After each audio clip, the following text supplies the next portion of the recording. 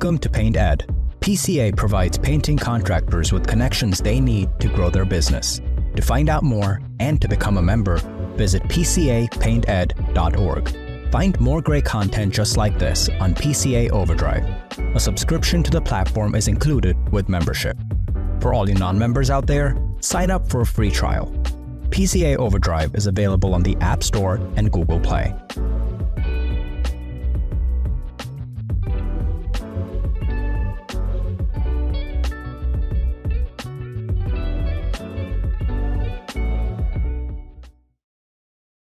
This episode is brought to you by Federated Insurance.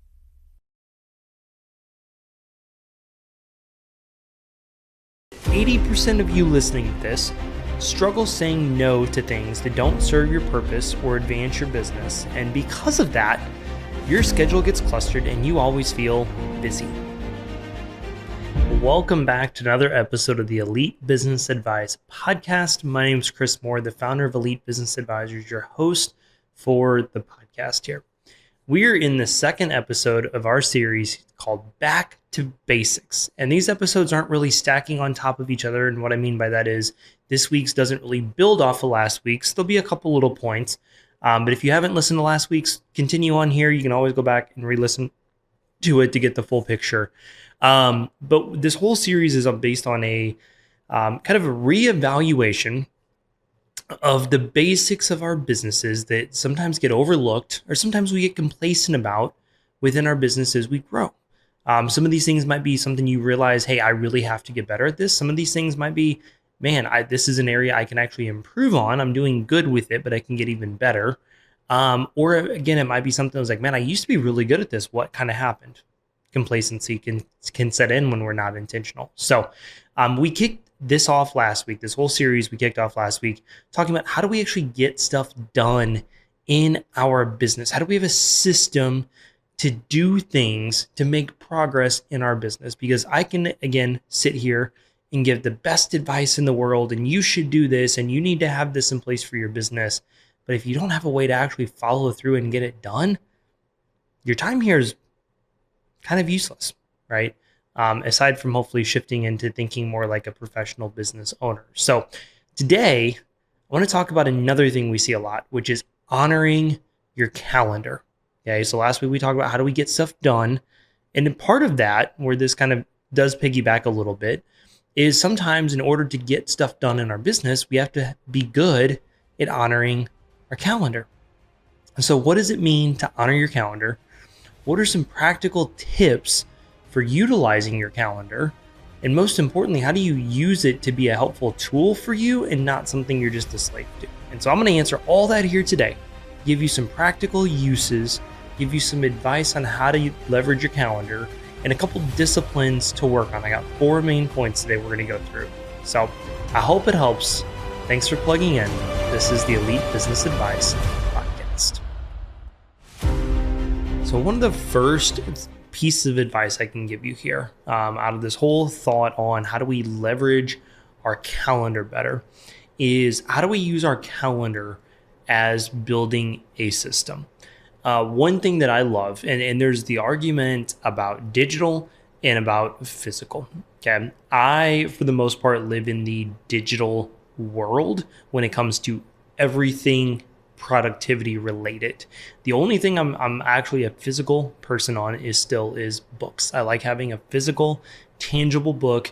Kindle, 50-50 still. But I like having physical books. Everything else, I mentioned maybe on last week or earlier on this year that I've transitioned to a digital kind of planner for goal setting and stuff. Even a physical one was just, I never had it with me when I wanted it. I live and die by my calendar and my to-do list, as we talked about that last week in that app Trello. So I'm just, when it comes to productivity, because I'm on the go, because I don't carry a purse with me to have stuff in, right? I need digital in my life. And so when you have another kind of pro for being a digital calendar person versus a physical paper planner calendar person is you can use your calendar to create a system. And it makes it really easy because you can make an action once and never have to think about it again. Whereas if you have paper, you may have to redo this every quarter, at least every year, etc. And so I've leveraged my calendar to build a system of things that repeat. For example, a couple thoughts for you guys. Quarterly tax payments. If you need to be making them, if you've always said, I want to start doing this, but you always forget about it and you ignore the emails that we send out 4 times a year as a reminder, you should just put it in your calendar. Because guess what? The dates don't really change. They might fluctuate a day or two based on if the 15th of the month falls on a weekend, but for the most part, they don't change. They happen in the same 4 months every single year: January, April, June, and September. So I just put it in for the first week of every month. I have a repeating reminder each of those 4 months in my calendar that says, this week, make quarterly estimated tax payment. And guess what? That's usually my trigger to send out our value add email for those 4 times a year as well. So every month for the rest of forever, it's just a recurring event in my calendar that I made a decision once to build it the system, and I never have to think about it again until I see it in my calendar that week. Okay. So again, we talk about things like this, and it's taking that mental load off and putting it into a system.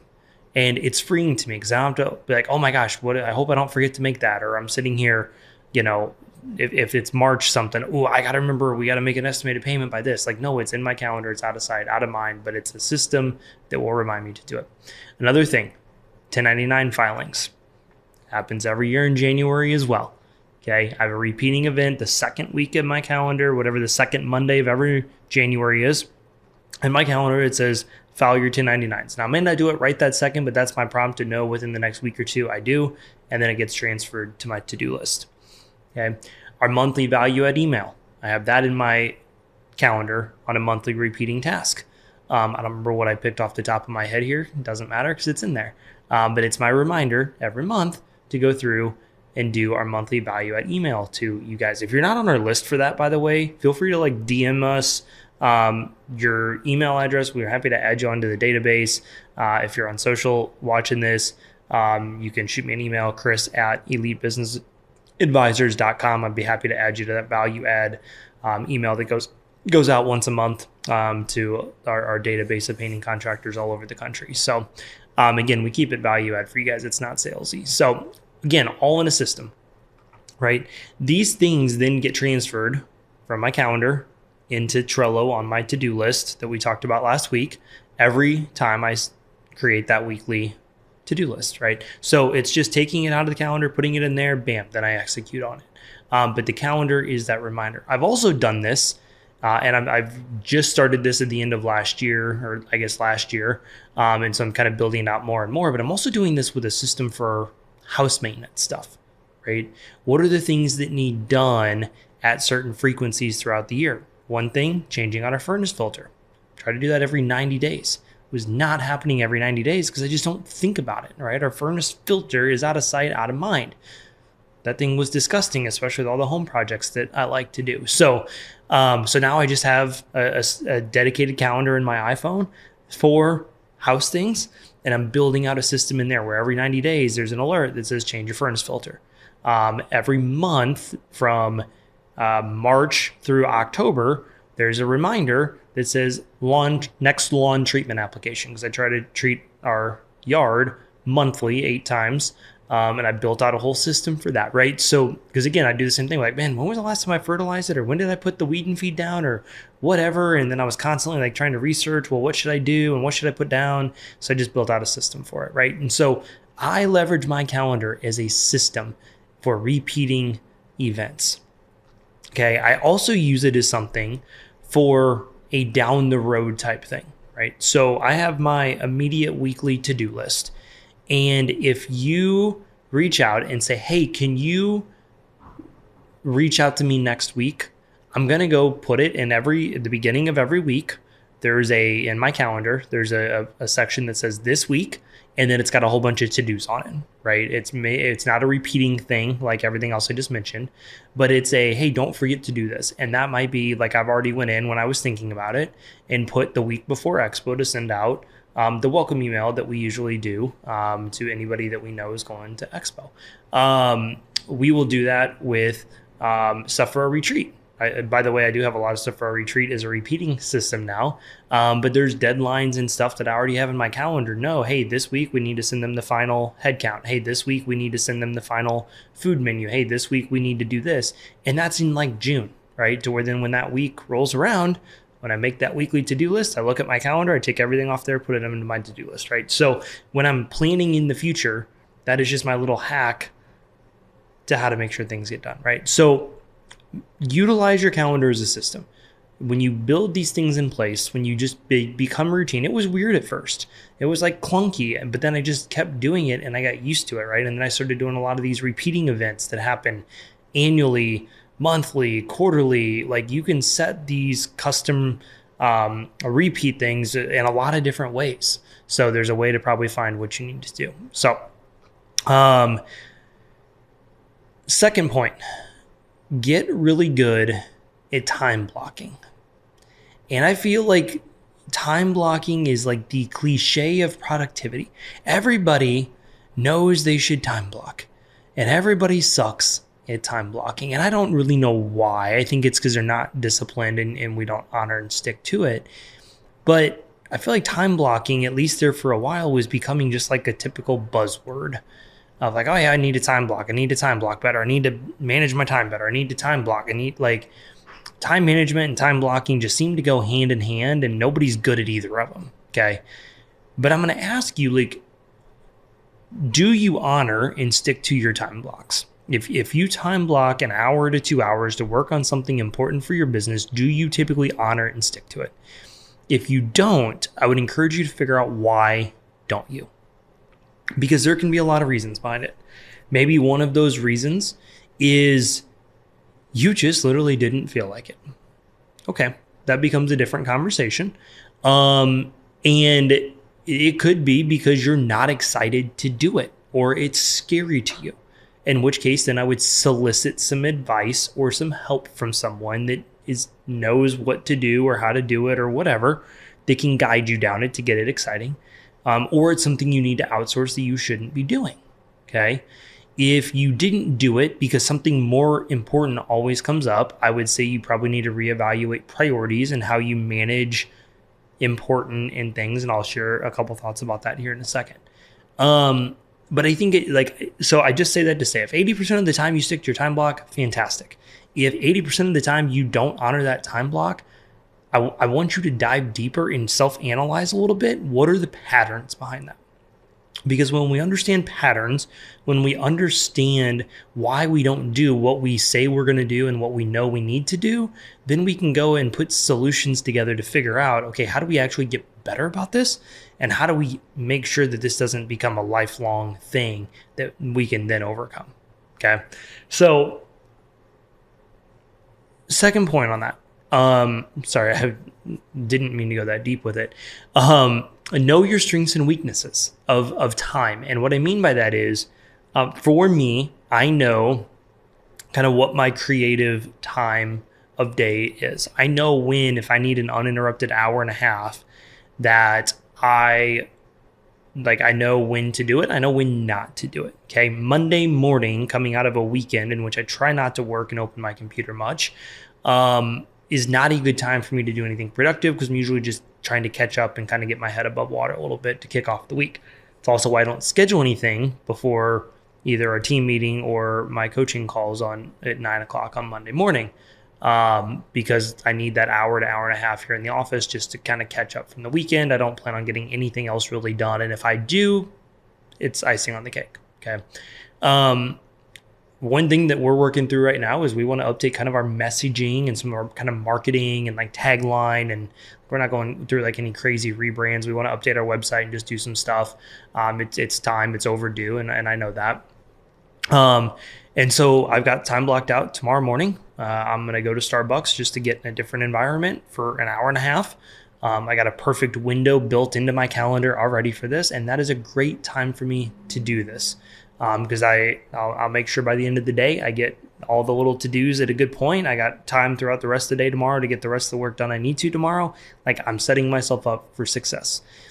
The only thing that should ever bump out anything you're time blocking, right? Time blocking is for the important things. It's for me needing to sit down and update our messaging. Is it mission critical to our success next week? No.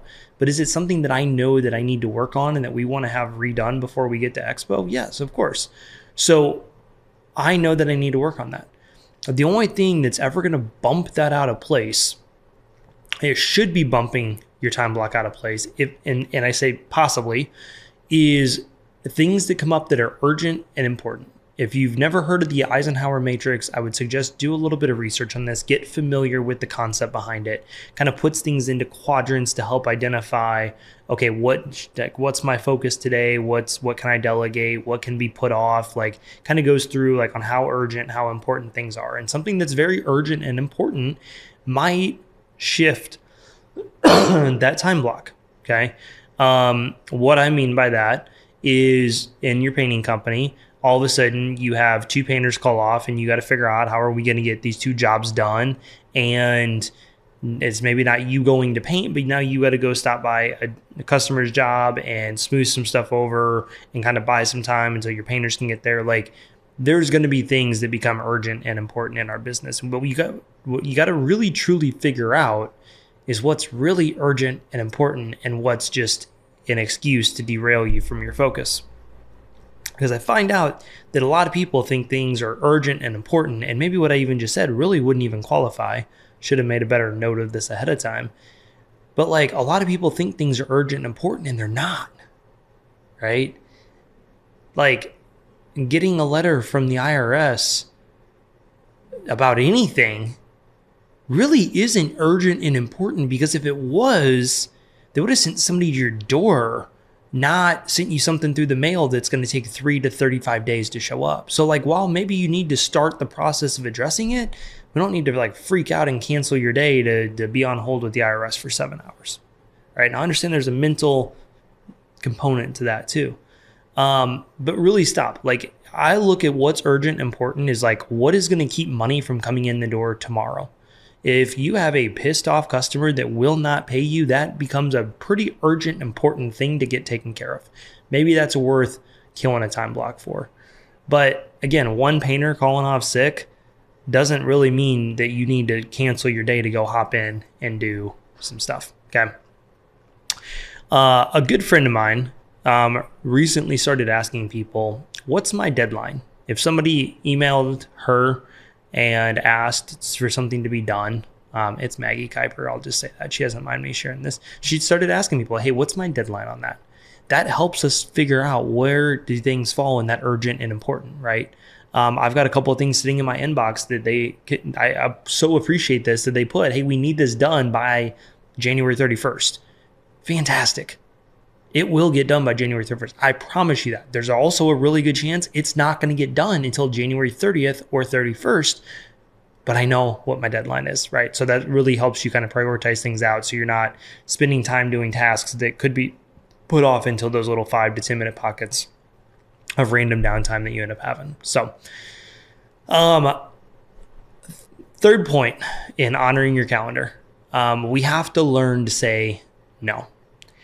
I'm going to make an educated guess here and say that 80% of you listening to this struggle saying no to things that don't serve your purpose or advance your business. And because of that, your schedule gets clustered and you always feel busy. Am I right? I'm going to say most of us aren't good with that. Okay. We aren't good with putting a lens in place for our business that really kind of forces us to say, is this part of my purpose in life? And is this, or is this going to advance my business and get me closer to my goals this year? Now, again, I'm talking business here. You can kind of apply this into your personal life too. Is it going to help me get closer to my goals this year or not? But how do we say no to these things? Okay. Most of us, believe it or not, we're people pleasers. Okay. We are people pleasers to a T, and it sucks. Whether we really are like deep down or not, or we just don't like saying no to people. There's something about us, is a lot of us as human beings, we just want to say yes to everything. And when you say yes to everything, that means you say no to a lot of the things that are important. And so how do you be very guarded with your schedule, and how do you look through that lens of, does this serve my purpose in life and what I'm here on this earth to do? Or does it advance my business in some way, shape, or form? And if the answer is no to both, then maybe we should say no to it. Now, there are seasons for this, okay, where this can be more lax than others. And what I mean by that is, perfect example, right? We're in the middle of year-end stuff, doing some closeout with some of our clients, working through all that. We're finishing up some custom build outs on our launch pads for some of our clients that requested some stuff. Getting just kicked off with the year. We've got PCA Expo coming up. Like, I'm kind of in a season right now that for the most part, I'm just saying no to most things that are not like new client meetings or serving our existing clients, or things that really need to happen for our business, in our Q1 goals. Okay. If it doesn't filter into those things, I'm pretty much just saying no to it right now. But I know that it's kind of for a season that we're in, and that once we get through into March, April, May, things should open up a little bit. Maybe not.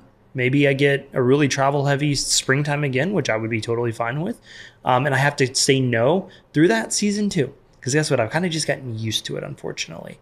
And what do I mean by that? What I mean by this, as an example, is people that want to grab coffee, want to grab lunch, want to get together. And I'm all fine for that, because I believe in human connection and friendship, and there's like a relationship component. Don't get me wrong. I'm going to lunch with a good friend of mine. He's our insurance agent. We refer some business to him. He's a good friend, but I'm doing it next week when I actually had a relatively light week already. Okay. So I was intentional behind that. I was like, hey, I can't do it any other weeks, but this week I actually don't have a lot of client meetings. I got a few things I need to knock out, but I can totally carve out an hour to grab lunch. Okay. So I still balance this. I'm not ruthless and a jerk about it. But also, if I told him, hey, like, there's no way I can do this, he'd get it. Okay. But what I mean by this is, it's all those random requests, all the little things that like take away from your time and your distraction. It's all the little things. So just, you know what they are. You know what you struggle saying no to. You know where you need to prioritize your time. So just start doing it this year. The last point I want to leave you guys with, point number 4 here. I want you guys to be big rock focused. If you've ever heard of this concept, there's an analogy out there, a story, a concept, something that exists. And it talks about, I think it was a teacher doing a demonstration, and he had 4 things in front of him and then a large pitcher in front of him. And in one of the smaller things, he had big rocks. The next thing, he had some like gravel. The third jar, he had sand. In the fourth jar, he had water. And they said that if he wanted to put all 4 of those things into the empty container, how would he be able to get all 4 of those individual components in there and make it work together? And he shared, if you put all the water in first, there won't be room for anything else, right? You put all sand in first, there won't be room for anything else. But if you put the big rocks in first, and then you put the gravel in, the gravel will fill in some of the crevices in between the big rocks, right? And then you put the sand in after that, it'll fill in even more spots in between the gravel and some of the gaps. And then lastly, there'll be room for some water in there, right? And that's how you get everything together. And the point of the story is, when you focus on putting what's most important in there first, the big rocks, then you can put in everything else behind it. And then everything does actually fit in there. And it's kind of similar into your life, right? If you think through, what are your big rocks? I know for me, mine are my family, my faith. And this year, one of my big rocks is my health and fitness. Like, I have to take better care of myself more than I have the last couple of years. I've let just the craziness and the growing business be an excuse of that. And so it's like time to kind of get that under control again. And so those are my big rocks, right? But everybody's got different big rocks. And then you've got your gravel, and then you've got your sand, and then you've got your water. And again, we focus too much of our time on the mundane, unimportant things, which is the water and the sand. And we don't focus enough on the big rocks and the gravel and things that actually make a difference, that are intentional in living with our purpose in life. And so I would encourage you If you can get good at time blocking and you can really understand what are your priorities, then this is going to be super helpful. You should schedule your big rocks first, and then your gravel, and then your sand, and then your water, right? But again, most people do that backwards. If you don't have the fundamentals of getting stuff done, if you can't stick to a game plan that you create in time block, you can tell me you're going to be big rock focused, but I don't really believe you, right? I could tell you that, I'm going to focus on my health and fitness this year. Well, guess what? Part of my repeating system I put together is that 6:30 a.m. accountability text to John McFarland, right? By the way, we're going like 2.5 weeks strong here, both making great progress. Keep you guys posted as we go through this whole season. John's got added accountability thanks to this podcast. You didn't even know it. But if I don't have those things in my calendar, if I don't honor those time blocks, if I don't honor the gym time blocks that I have in my week, like, I can tell you that it's a priority, but if I don't focus on sticking to the game plan, like, it's really not a priority. Basically what I'm saying is, no, my business ends up being more important than my health and fitness. Now, I will move those time blocks around as things come up, meetings get requested, specific times, but I really do everything I can to not delete them out. Okay, that's the thing. When it goes in my calendar, I will move it. I try not to delete it out unless push comes to shove. I will be honest, I had a time block in for this afternoon, but after having the flu, the end of last week through the weekend, snow day, today was just the one thing that had to give. And I'm okay with it because I've got a game plan on how I'm going to go 5 for 5 the rest of the week. Okay. You can do the math. You can tell I'm recording this on a Tuesday. So here's what I want to leave you guys with. All right. I talked about priorities. I talked about big rocks. And I want to share just a real quick story from a good friend of mine, Mr. Nick Slavic. If you guys have known Nick for any length of time, you've probably seen some internal changes in Nick through social media, through being at events with him. He has a much different presence about him the last couple of years, and it's been really cool to see that kind of transform in his life as he's figured out his true purpose and priorities, and focused on his family a lot more, and just a lot of these things that he's been able to do because of all the years of building his business. And I asked him one time, I don't remember if it was a post, if it was something, but it was something he was talking about, like his family. And I think I kind of asked the question. I remember exactly what he said word for word. I'll never forget this the rest of my life, but I don't remember the exact question I asked him, but it was something along the lines of, Nick, like, you are in demand in this industry. You are building your business, but you're also like juggling being a great father and husband and like being present with your family. Like, how do you navigate this? And I'll never forget what he said. He said, Chris, when I realized that my family was my priority and not my business was when everything changed. And that simple sentence has been hugely influential for me in my life. And I wanted to share that as I wrap this up, as we were just talking about priorities, to help maybe a simple thing like that hit home to somebody listening to this. Because for me, I know that my family is my priority, but I always say, when something's a priority, show me your bank account, your calendar, right? Like, that is the eternal, like, discipline, the habit tracker, whatever you want to say, and follow through with it. So you can tell me what your priority are, but let me see what your calendar looks like, right? And I would tell you, yeah, my family's my priority, but I had this weird view of like, but like, my business provides for my family, so therefore my business is just as big of a priority as my family is.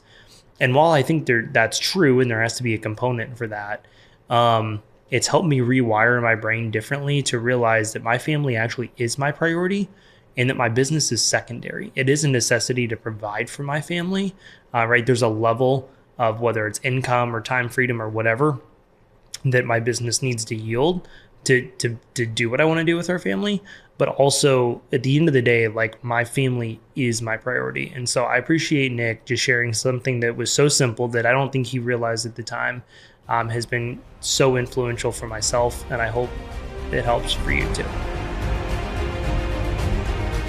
Thanks for plugging into this week's episode. I hope you're able to take a few nuggets away from it to implement into your business. Remember, knowledge without implementation is useless.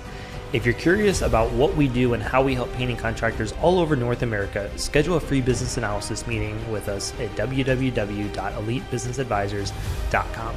Our entire team of advisors have ran and managed painting companies just like myself and are here to help support you on your journey. We have packages available for contractors at every stage of business, from flying solo and just starting out, all the way to multi-million-dollar businesses.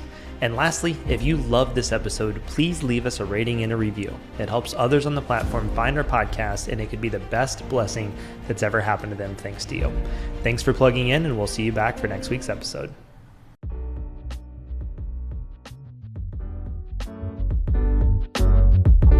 Paint Ed podcasts are produced by the Painting Contractors Association and are made possible by members and industry partners. To find out more about the upcoming educational opportunities or for more information about joining the PCA, visit pcapainted.org.